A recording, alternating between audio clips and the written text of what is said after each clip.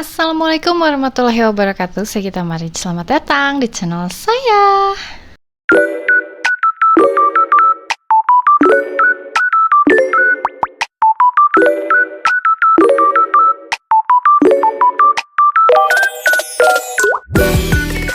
Pernah nggak kalian kebayang gitu kalau misalnya ada sebuah kota yang kebakar tapi bukan di permukaannya, tapi justru jauh di bawah tanah. Bayangin aja kalau misalnya kalian gitu ya lagi jalan di sebuah jalan raya yang sepi, terus di kanan kiri kalian tuh cuma ada pepohonan liar sama bangunan kosong yang dikit-dikit mulai runtuh dimakan waktu. Gak ada suara kendaraan, gak ada anak-anak yang main, gak ada aktivitas lah kayak kota pada umumnya.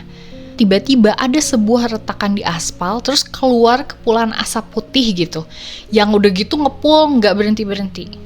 Terus tanah di bawah kaki kalian tuh kerasa anget, dan beberapa detik suhu permukaan tanah bahkan bisa mencapai ratusan derajat Celcius. Terus kalau misalnya kalian masukin termometer ke dalam celah tanah itu, angkanya bakal terus naik. Dan yang lebih ngeriin lagi, api yang menghasilkan panas itu bukan dari kebakaran biasa. Api itu berasal dari lapisan batu bara yang terbakar jauh di bawah permukaan bumi. Dan yang paling bikin kaget, api itu udah nyala selama lebih dari 60 tahun. Sampai hari ini, api itu belum berhasil dipadamin. Inilah kisah Centralia.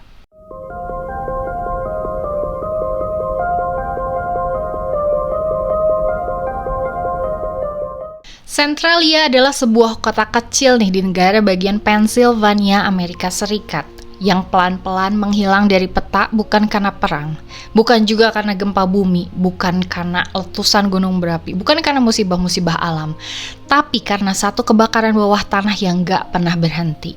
Kalau kalian lihat foto-foto lamanya, Centralia ini sebenarnya adalah kota yang sangat hidup, kota biasa, jalanan yang dipenuhin sama kendaraan, ada rumah-rumah berjajal rapi, anak-anak juga main di halaman sekolah, toko-toko kecil rame dikunjungin warga, ada gereja-gereja yang jadi pusat kegiatan masyarakat setiap akhir pekan. Penduduknya juga saling kenal satu sama lain, bisa dibilang semua orang merasa aman tinggal di sana. Sulit dipercaya gitu bahwa kota yang dulu penuh sama kehidupan itu sekarang justru hampir benar-benar kosong. Sebagian besar bangunannya itu udah rata sama tanah. Alamat rumah yang dulu dipenuhin sama keluarga itu sekarang berubah jadi lahan kosong yang ditumbuhin sama rumput liar. Beberapa jalan itu bahkan sengaja ditutup karena dianggap kayak terlalu berbahaya untuk dilewatin. Kalau kalian datang ke sana sekarang, mungkin kalian bakal nanya, kotanya sebelah mana? Karena yang tersisa itu cuma sedikit banget rumah sama beberapa bangunan bersejarah, terus banyaknya pemakaman, gereja, dan jalan-jalan yang ngarah ke tempat yang udah nggak dihuni lagi. Yang bikin kisah ini begitu terkenal bukan cuma karena kotanya yang ditinggalkan, tapi juga karena penyebabnya. Kebanyakan kebakaran itu bisa dipadami dalam hitungan jam, ya kan? Kebakaran besar mungkin ya butuh waktu beberapa hari lah. Kalau misalnya sangat parah mungkin beberapa minggu. Tapi kebakaran di Centralia udah berlangsung selama puluhan tahun. Para ahli ini sampai memperkirakan masih ada jutaan ton batu bara yang belum habis terbakar di bawah tanah. Artinya apa? Artinya selama masih ada bahan bakar berupa lapisan batu bara dan masih tersedia oksigen yang masuk ke retakan-retakan tanah itu, api itu bakal terus gerak secara perlahan. Masalahnya api ini tuh nggak bakar kayak api unggun gitu yang bisa langsung disiram. Nggak ya, ini tuh kebakaran yang terjadi di dalam jaringan lorong bekas tambang batu bara yang membentang sangat luas. Sebagian lorong itu ada puluhan meter di bawah permukaan tanah. Sebagian lainnya itu bahkan jauh lebih dalam lagi. Api ini tuh bisa pindah-pindah gitu, ngikutin lapisan batu bara, merambat dari satu terowongan ke terowongan yang lain, tanpa kelihatan dari permukaan. Akibatnya apa? Petugas ini seringkali nggak tahu persis di mana sih posisi letak si titik api sebenarnya. Inilah yang bikin upaya pemadaman itu jadi jauh lebih rumit. Jadi setiap kali satu bagian berhasil diisolasi, apinya udah jauh lebih dulu ngerambat ke bagian lain. Nah, selama puluhan tahun, berbagai metode juga udah pernah dicoba. Ada yang ngegali tanah dalam skala besar, ada yang coba nyuntikin kayak lumpur atau material khusus gitu ke dalam lorong tambang. Bahkan ada juga yang berusaha kayak mutus jalur rambatan api dengan bikin penghalang bawah tanah. Tapi hasilnya selalu sama. Api tetap hidup. sedikit demi sedikit. Diam-diam terus ngabisin lapisan batu bara yang udah terbentuk sejak ratusan tahun lalu. Udah gitu, muncul deh pertanyaan besar. Gimana mungkin sebuah kebakaran sebesar ini bisa dimulai? Apakah sebelumnya ada ledakan? Apakah terjadi kecelakaan tambang? Atau justru semua ini berasal dari sesuatu yang kelihatannya sangat sepele? Yang mengejutkan adalah banyak sejarawan dan penyelidik percaya bahwa bencana yang ubah nasib satu kota ini kemungkinan besar itu bermula dari sebuah kegiatan yang dianggap rutin oleh warga setempat. Sebuah pekerjaan sederhana yang dilakukan tanpa ada yang nyangka kalau dampaknya itu bakal bertahan sampai beberapa generasi. Dan dari sinilah semuanya dimulai. Kita bakal kembali ke tahun 1962. Waktu itu, Centralia masih jadi kota tambang yang damai. Gak ada yang nyangka kalau beberapa hari kemudian kota itu bakal mulai perjalanan panjang menuju kehancurannya.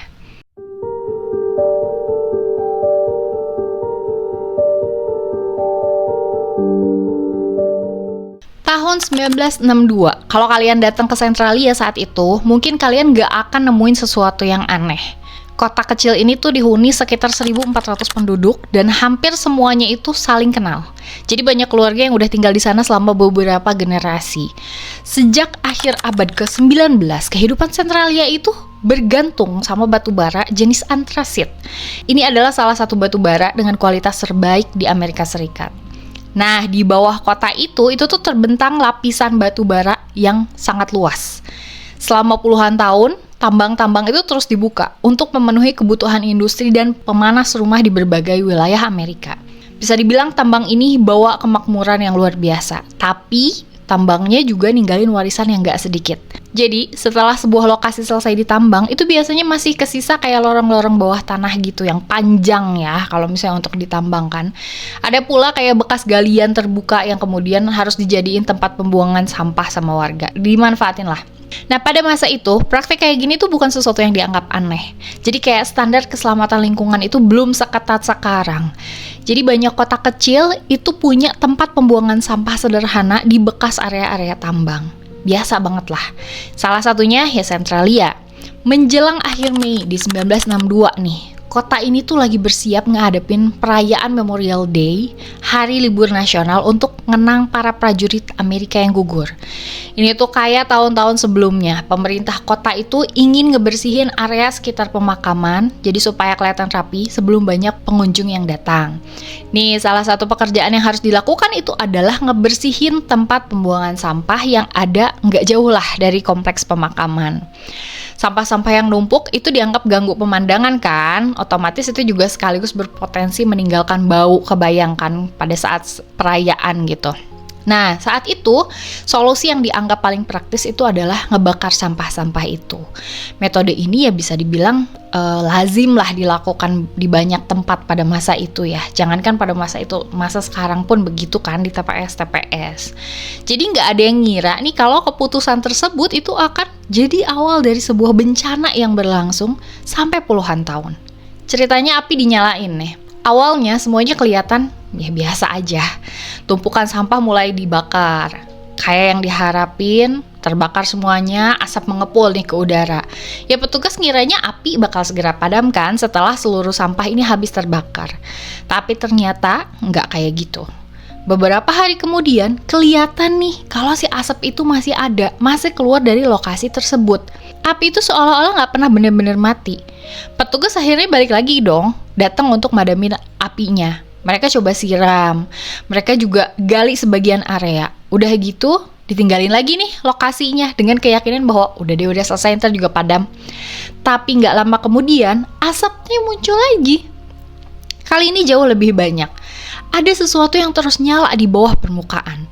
Dan belakangan banyak peneliti ini yakin bahwa api dari pembakaran sampah itu tuh kemungkinan menjalar melalui celah atau kayak rekahan gitu di bawah itu menuju lapisan batu bara yang terhubung sama jaringan tambang lama. Jadi begitu batu bara mulai kebakar, otomatis api itu ngedapetin kayak bahan bakar dalam jumlah yang sangat besar. Nah, begitu api mencapai lapisan batu bara, situasinya berubah total. Batu bara bukan kayak kayu yang habis dalam hitungan jam, ya kan? Lapisan batu bara bawah tanah itu bisa kebakar sangat lambat. Kadang kayak cuma beberapa meter aja dalam setahun. Tapi ternyata selama masih ada oksigen yang masuk melalui retakan tanah itu atau si bekas lorong tambang, proses pembakaran itu bakal terus berlangsung. Yang bikin semakin berbahaya adalah letak apinya.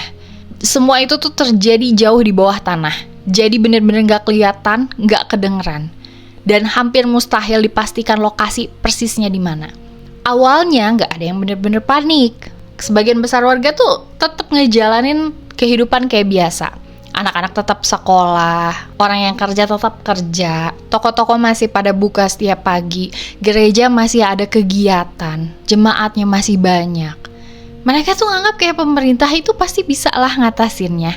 Lagi pula kan kebakaran tambang bukan hal yang bener-bener asing ya di kawasan pertambangan Pennsylvania. Beberapa insiden pernah terjadi juga di tempat lain dan berhasil gitu kan dikendalikan. Ya karena itulah banyak orang yang percaya kalau Centralia itu cuma ngalamin masalah kecil yang pasti bisa dihandle sama pemerintahnya. Sayangnya mereka keliru. Tim pemadam dan para insinyur itu mulai coba berbagai cara. Area yang kebakar itu disiram dengan air dalam jumlah yang besar. Beberapa bagian tanah itu digali pakai alat berat. Ada juga upaya nutup jalur udara supaya api itu kekurangan oksigen jadi nanti mati sendiri. Namun setiap kali mereka merasa berhasil gitu ya, si asap tuh kembali muncul di lokasi yang lain. Jadi seolah-olah ya, api itu lagi gerak gitu diam-diam di bawah tanah, di bawah kaki mereka. Dan masalah terbesarnya adalah nggak adanya peta tambang yang benar-benar lengkap. Jadi selama puluhan tahun, begitu banyak perusahaan yang membuka dan menutup tambang di Centralia. Sebagian lorong itu terdokumentasi dengan baik, tapi sebagiannya lagi enggak. Ada lorong nih yang udah runtuh, ada juga yang saling terhubung tanpa diketahui. Ada pula yang masih nyimpen lapisan batu bara yang belum pernah ditambang. Akibatnya apa? Ya para insinyur ini tuh jelas kesulitan kan memprediksi kira-kira kemana nih api bakal ngerambat berikutnya. Jadi setiap keputusan itu jadi kayak permainan tebak-tebakan. Ngegali terlalu sedikit itu nggak akan bisa ngantiin api. Ngegali terlalu luas itu membutuhkan biaya yang luar biasa besar. Sementara itu waktu terus jalan. Di bawah tanah, api terus gerak. Pelan, nggak kedengeran, tapi pasti. Nggak ada yang nyadar kalau pada saat itulah nasib seluruh kota itu sebenarnya udah mulai berubah. Karena begitu kebakaran mencapai jaringan batu bara utama, bikin dia berhenti, itu jadi jauh lebih sulit daripada mulai. Dan dalam beberapa tahun berikutnya, tanda-tanda aneh ini mulai bermunculan. Tanah mulai anget, asap mulai muncul dari halaman rumah. Pepohonan itu tiba-tiba mati. Udara di beberapa lokasi itu berubah jadi racun. Yang awalnya kayak cuma dianggap ya udah gangguan kecil aja. Kini mulai berubah jadi ancaman nyata untuk seluruh penduduk Centralia.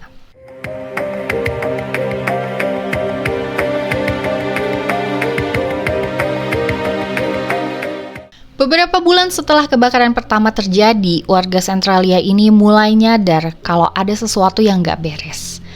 Awalnya memang gak terlalu mencolok ya, cuman ada sedikit asap yang keluar dari beberapa titik di tanah aja.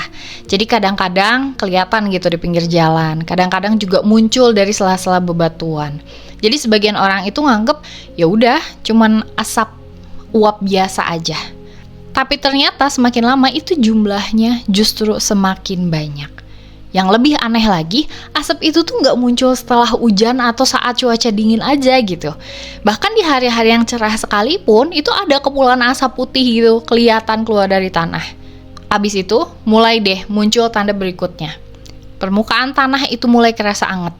Di beberapa lokasi, warga ini ngaku bisa ngerasain panas cuma berdiri di atas tanah aja. Semakin dekat ke sumber asap, suhu tanah semakin tinggi. Di musim dingin nih, fenomena ini tuh jadi sangat mencolok, ya kan? Jadi ketika salju turun, nutupin hampir seluruh kota, ada beberapa area yang tetap bersih. Bukan karena dibersihin warga, tapi karena si saljunya tuh langsung cair, akibat panas dari bawah tanah tadi. Pemandangan itu tuh kelihatan jelas banget, dan nggak biasa. Hamparan salju putih nih, udah gitu di tengahnya kelihatan ada jalur tanah warna coklat yang ngepul gitu, asap tipis. Itu kelihatan banget seolah-olah bumi itu lagi nafas. Tapi yang keluar bukan udara, melainkan panas dari kebakaran yang terus berlangsung jauh di bawah permukaan. Para ilmuwan ini kemudian ngelakuin pengukuran. Hasilnya cukup mengejutkan. Karena di beberapa titik, itu suhu tanah jauh lebih tinggi daripada suhu normal. Sementara di bawah permukaan, suhunya diperkirakan mencapai ratusan derajat Celcius. Artinya apa? Artinya api benar-benar masih aktif. Dan mungkin udah nyebar jauh lebih luas daripada yang diperkirakan sebelumnya, kan gitu ya. Masalah berikutnya itu jauh lebih berbahaya. Bukan masalah panasnya nih, tapi gas yang dihasilkan akibat kebakaran itu. Jadi ketika batu bara itu terbakar di ruang bawah tanah yang minim oksigen nih, proses pembakarannya itu nggak selalu berlangsung sempurna kan. Akibatnya bakal muncul berbagai gas berbahaya. Salah satunya adalah karbon monoksida. Gas ini nggak berwarna loh, nggak berbau, nggak ada rasanya, tapi sangat mematikan. Jadi kalau kehirup dalam jumlah tinggi, karbon monoksida ini bisa ngurangin kemampuan darah untuk bawa oksigen ke seluruh tubuh. Korban bisa ngalamin sakit kepala, pusing, mual, terus kehilangan kesadaran, bahkan bisa meninggal dunia kalau paparannya cukup lama. Selain itu, kebakaran batu bara itu juga bisa ngehasilin gas lain. Ada karbon dioksida, bisa menghasilkan sulfur dioksida, dan berbagai senyawa yang bisa ngeganggu kualitas udara di sekitar lokasi. Pemerintah akhirnya mulai masang alat pemantau gas di beberapa titik. Hasil pengukurannya bikin orang terkejut. Di sejumlah rumah, itu kadar karbon monoksida terdeteksi lebih tinggi daripada batas dianggap aman. Artinya, bahaya itu sekarang bukan cuma ada di bawah tanah, tapi udah masuk ke lingkungan tempat tinggal warga. Sebagian keluarga ini mulai khawatir. Mereka mulai bertanya-tanya, masih aman gak sih tinggal di sini?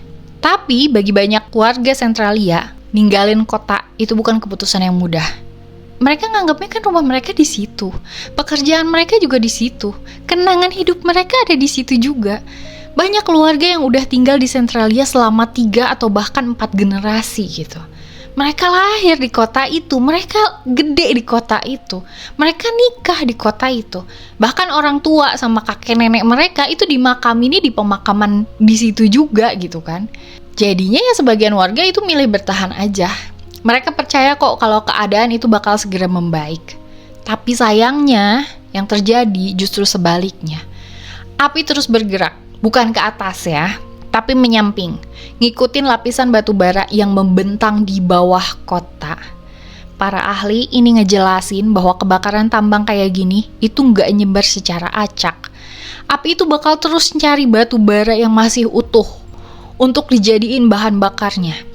Jadi kalau satu lapisan habis, itu api bakal ngerambat ke lapisan berikutnya melalui rekahan alami atau lorong-lorong bekas tambang.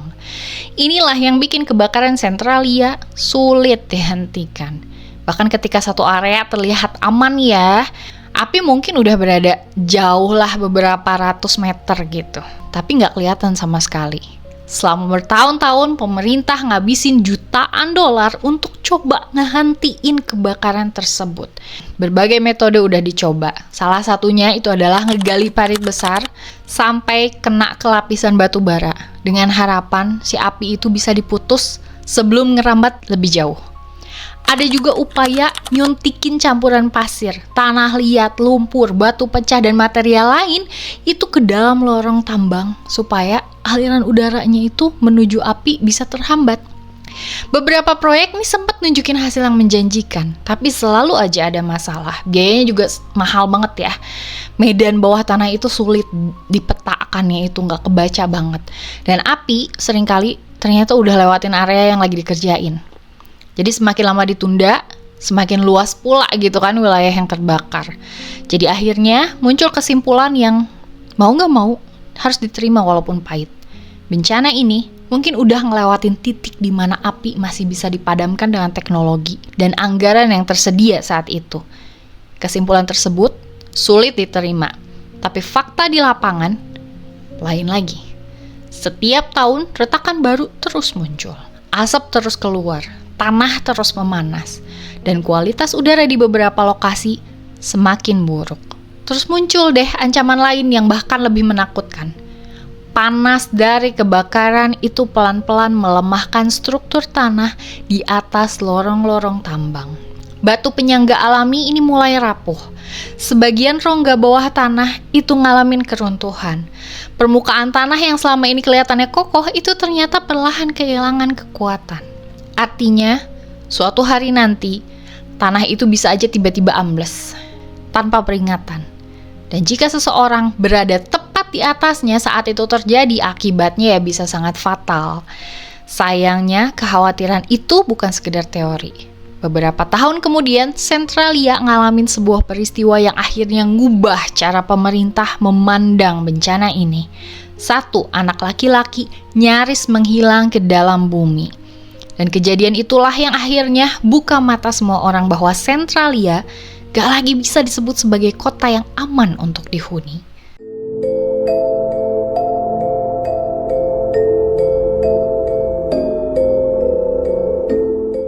Selama bertahun-tahun, kebakaran di bawah tanah itu terus berlangsung. Api memang gak kelihatan, tapi dampaknya mulai kerasa di seluruh penjuru Centralia. Asap yang keluar dari retakan tanah itu semakin sering muncul. Bau belerang sesekali kecium di udara, dan beberapa halaman rumah itu mulai anget tanpa alasan yang jelas. Bahkan di musim dingin, ini warga tuh bisa lihat pemandangan yang aneh. Salju itu nutupin hampir seluruh kota kan. Tapi di beberapa titik, itu tanah tetap warna coklat. Ada asap tipis gitu terus ngepul. Jadi seolah-olah memang ada tungku raksasa yang nyala tepat di bawah permukaan bumi. Nah, fenomena itu mungkin kelihatannya menarik ya bagi orang luar, wah bisa kayak gini gitu kan.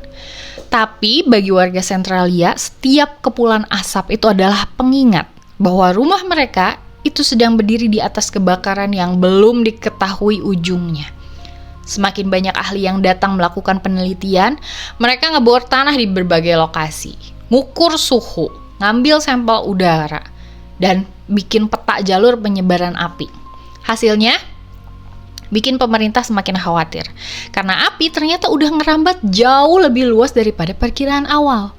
Yang lebih mengkhawatirkan lagi, itu arah pergerakan itu terus berubah, ngikutin lapisan batu bara yang ada di bawah itu. Artinya apa? Nggak ada yang bisa mastiin wilayah mana yang akan jadi titik berbahaya selanjutnya. Sementara itu, kehidupan warga nih di atas itu mulai berubah sedikit demi sedikit. Beberapa keluarga itu memutuskan untuk udah deh pindah dulu. Mereka nggak ingin ngambil resiko. Rumah mulai pada dijual dengan harga yang jatuh. Barang-barang dikemas. Tapi ya, ngejual rumah di kota yang lagi dilanda bencana itu kan bukan perkara mudah ya.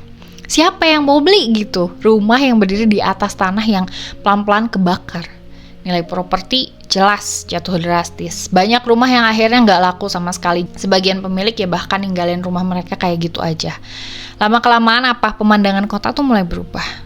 Satu rumah kosong, rumah selanjutnya, kemudian jadi satu deretan rumah yang kosong. Kelihatan deh jendela-jendelanya mulai pecah, nggak terawat, rumput-rumput liar tumbuh menuhin halaman mereka. Cat dinding pelan-pelan ngelupas, atap mulai runtuh dimakan cuaca. Dan di malam hari, suasana ini jadi jauh semakin sunyi. Lampu rumah yang dulu nyala gitu ya satu persatu, ini sekarang hilang. Nggak ada cahaya. Jalanan yang dulunya rame, sekarang hampir tidak dilalui kendaraan. Centralia perlahan-lahan berubah jadi kota yang kehilangan denyut kehidupannya. Walaupun gitu, masih ada banyak warga yang memilih bertahan. Bukan karena mereka nggak tahu bahaya yang mengancam ya, tapi karena mereka ngerasa ya Centralia is a home to them. Di sanalah mereka dibesarkan, mereka lahir, di situ juga anak-anak mereka ada, di situ banyak kenangan hidup mereka tercipta. Jadi ninggalin kota, itu artinya ninggalin seluruh sejarah hidup mereka. Nah, pemerintah daerah itu terus mantau perkembangan situasi. Berbagai laporan ilmiah itu nunjukin bahwa aksi kebakaran ini nggak cuma ngehasilin panas dan gas beracun, tapi juga ngelemahin struktur tanah di atas jaringan tambang. Si rongga-rongga bawah tanah itu yang udah tua itu perlahan kehilangan kekuatannya. Jadi kalau salah satu rongga runtuh, permukaan tanah di atasnya ambles. Masalahnya apa? Gak ada yang tahu kapan hal itu bakal terjadi. Sampai kemudian hari yang ditakutkan itu akhirnya datang. Tanggal 14 Februari 1981, seorang anak laki-laki berusia 12 tahun namanya Todd Domboski. Itu lagi main di halaman rumah neneknya. Hari itu kayak hari biasa lah. Nggak ada ledakan, nggak ada gempa, nggak ada suara peringatan. Tiba-tiba tanah di bawah kaki Todd amblas. Dalam hitungan detik terbentuklah lubang besar dengan diameter sekitar 1 meter. Todd langsung jatuh dong ke dalam lubang itu. Yang ternyata lubang itu terhubung sama rongga yang dipenuhi udara panas dan gas hasil kebakaran tambang. Todd ini terus ngeluncur ke bawah. Ia berusaha nyari pegangan tapi dinding lubang yang rapuh itu terus runtuh. Di bawah sana udara dipenuhi sama karbon monoksida dan gas berbahaya lainnya. Setiap detik yang berlalu itu bikin situasinya semakin kritis. Beruntung sepupu Todd yang ada jaraknya atau nggak jauh dari lokasi itu cepat-cepat beraksi. Dia langsung cepat-cepat pegang tangannya Todd yang masih kelihatan di permukaan dan nahan sekuat tenaga. Akhirnya beberapa orang dewasa datang juga membantu. Dengan susah payah mereka narik nih tubuh Toddnya keluar dari lubang tersebut. Dan beberapa saat kemudian tim penyelamat tiba di lokasi. Ketika kondisi ini mulai aman untuk diperiksa, mereka nemuin bahwa lubang itu punya kedalaman sekitar 45 meter dan di bagian bawahnya itu ada konsentrasi karbon monoksida yang tinggi banget. Kalau Todd jatuh sedikit lebih dalam atau kayak terlambat diselamatkan, kemungkinan besar ya dia nggak akan selamat. Peristiwa itu langsung jadi berita nasional. Media dari berbagai wilayah Amerika Serikat itu mulai meliput Centralia. Untuk pertama kalinya, masyarakat luas ngeliat dengan jelas bahwa kebakaran bawah tanah ini bukan lagi sekedar masalah teknis pertambangan. Sekarang, kebakaran itu udah berubah jadi ancaman nyata bagi keselamatan manusia. Foto-foto retakan tanah yang ngeluarin asap memenuhi surat kabar. Laporan televisi itu nampilin jalanan yang beruap dan rumah-rumah yang mulai ditinggalin. Centralia yang sebelumnya cuma dikenal sebagai kota tambang kecil, ini mendadak jadi perhatian seluruh negeri. Insiden Todd Domboski juga ngubah sikap pemerintah. Kalau sebelumnya masih ada harapan bahwa warga bisa tetap tinggal sambil nunggu solusi, tapi sekarang para ahli nilai resikonya udah terlalu besar. Bukan cuma karena gas beracun, bukan cuma karena panas bawah tanah, tapi karena siapapun bisa aja tiba-tiba berdiri di atas tanah yang sewaktu-waktu amblas. Nggak ada cara sederhana untuk memprediksi lokasi keruntuhan berikutnya. Dan disitulah yang bikin Centralia jadi sangat berbahaya. Nah, sejak saat itu, pemerintah mulai nih mempertimbangkan langkah yang sebelumnya dianggap mustahil. Bukan lagi gimana ya caranya madamin api, tapi gimana mindahin seluruh penduduk sebelum bencana berikutnya memakan korban. Keputusan itu jelas memicu perdebatan panjang. Sebagian warga setuju untuk pindah, tapi sebagian lainnya nolak ninggalin rumah yang udah mereka tempatin seumur hidup. Konflik antara keselamatan sama rasa memiliki terhadap kampung halaman itu akhirnya dimulai.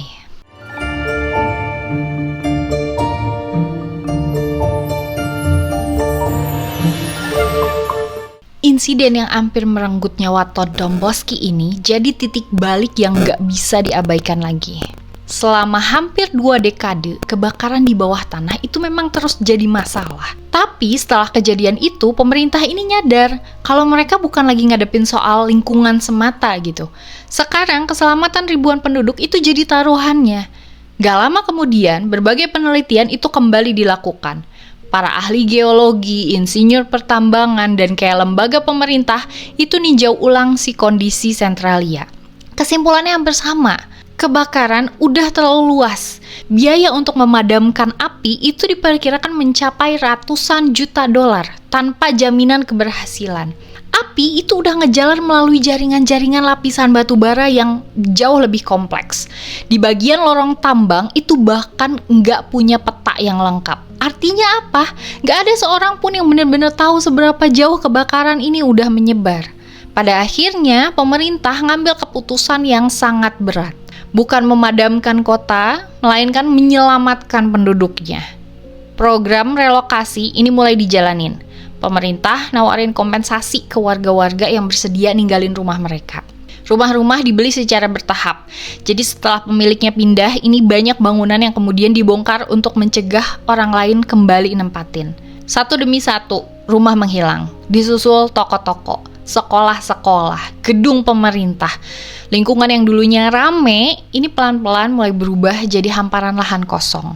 Bagi sebagian orang, nerima tawaran relokasi itu adalah keputusan yang jelas masuk akal banget. Mereka ingin mulai hidup baru di tempat yang lebih aman, kan gitu. Tapi bagi sebagian lainnya, ini juga keputusan yang sulit, keputusan yang menyakitkan. Gimana mungkin seseorang diminta ninggalin rumah tempat dia lahir, kan gitu. Gimana rasanya harus berpamitan sama jalan yang setiap kali dilewatin dari kita kecil nih, atau ninggalin tetangga yang udah dianggap kayak keluarga sendiri.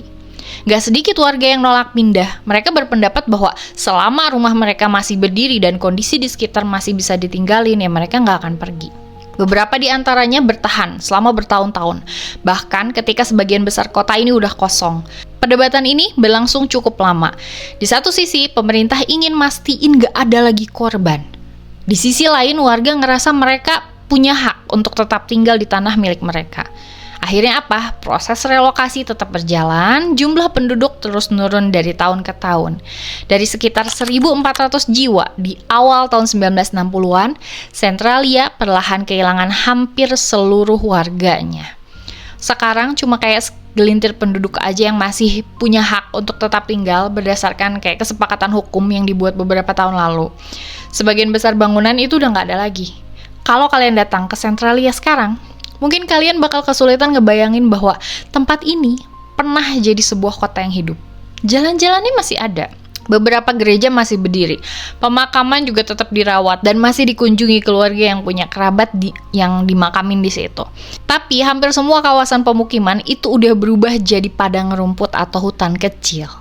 Alam perlahan-lahan ngambil kembali wilayah yang dulu dipenuhin rumah sama aktivitas manusia. Terus gimana apinya? Jawabannya masih nyala. Sampai hari ini kebakaran bawah tanah Centralia itu benar-benar belum padam. Di beberapa lokasi, itu para peneliti itu masih ngedeteksi panas dan keluarnya gas dari celah-celah tanah. Karena itu, sebagian area itu tetap dibatasin untuk melindungi keselamatan masyarakat. Selama bertahun-tahun, sebuah ruas jalan yang dikenal sebagai Graffiti Highway sempat jadi daya tarik wisata karena dipenuhin sama lukisan dan tulisan warna-warni di atas aspal yang rusak akibat dampak kebakaran. Tapi banyak juga pengunjung yang datang tanpa memperhatikan resiko keselamatan ya. Jadi akses menuju lokasi tersebut akhirnya ditutup dan sebagian jalan kemudian ditimbun untuk mengurangi kunjungan. Ya walaupun kayak gitu, nama Centralia tetap hidup. Bukan sebagai kota tambang, tapi sebagai salah satu contoh paling terkenal tentang kebakaran tambang batu bara di bawah tanah yang berlangsung luar biasa lama. Banyak universitas jadiin Centralia itu sebagai bahan penelitian. Para ahli geologi itu mempelajari gimana sih api bergerak di bawah permukaan tanah. Insinyur pertambangan ini mempelajari kenapa upaya pemadaman selalu gagal. Sementara para perencana kota itu mempelajari gimana sebuah komunitas bisa berubah ketika bencana terjadi secara perlahan, bukan dalam hitungan menit atau jam. Kisah Centralia juga menginspirasi berbagai karya fiksi. Suasana kota yang kosong, jalanan yang retak, asap yang terus keluar dari tanah, itu sering dikaitin dengan gambaran kota-kota nyeremin lah di film atau video game. Jadi meskipun banyak karya tersebut cuman ngambil inspirasi suasana, bukan menceritakan Centralia secara langsung, tapi cukup bikin terkenal ya. Dan yang bikin kisah ini begitu unik, itu adalah cara bencananya terjadi. Biasanya sebuah kota ini hancur karena satu peristiwa, entah misalnya gempa bumi, kayak banjir, tsunami, kan gitu ya, gunung Merapi yang meletus. Tapi Centralia justru beda. Kota ini nggak hancur dalam satu malam, tapi pelan-pelan kehilangan penduduknya sedikit demi sedikit. Rumah demi rumah jadi kosong. Jalan demi jalan ditinggalin, lampu demi lampu padam. Seolah-olah kota ini tuh menghilang secara perlahan dari kehidupan manusia. Dan semua itu berawal dari sebuah api yang pada awalnya dianggap sebagai masalah kecil. Peristiwa ini juga jadi pengingat penting bahwa dampak sebuah keputusan itu bisa jauh melampaui perkiraan. Di tahun 1962, hampir nggak ada yang ngebayangin kalau api yang diduga berasal dari pembakaran sampah itu justru bakal ngubah nasib seluruh kota selama puluhan tahun. Tapi sejarah nunjukin bahwa ketika kondisi alam, aktivitas manusia, dan infrastruktur lama saling ketemu, akibatnya bisa berlangsung jauh lebih lama daripada usia satu generasi. Sampai sekarang, para ilmuwan ini memperkirakan kebakaran Centralia ini masih bakal terus nyala untuk waktu yang sangat lama, kalau misalnya nggak ada perubahan besar di kondisi bawah tanahnya. Berapa lama tepatnya? Sulit ya dipastiin, karena laju pembakaran ini dipengaruhi sama jumlah batu bara yang tersisa di bawah tanah. Dipengaruhi juga sama jalur masuk oksigen dan kondisi geologi setempat. Jadi, kalau misalnya suatu hari kalian lihat foto Centralia yang dipenuhi sama asap tipis dari sela-sela tanah, ingatlah bahwa itu bukan efek film. Itu kenyataan. Karena di bawah tanah yang tampak tenang, masih ada bara api yang udah nyala sejak tahun 1962. Api yang ngubah seluruh kota jadi kota hantu. Api yang maksa ribuan orang ninggalin rumah mereka.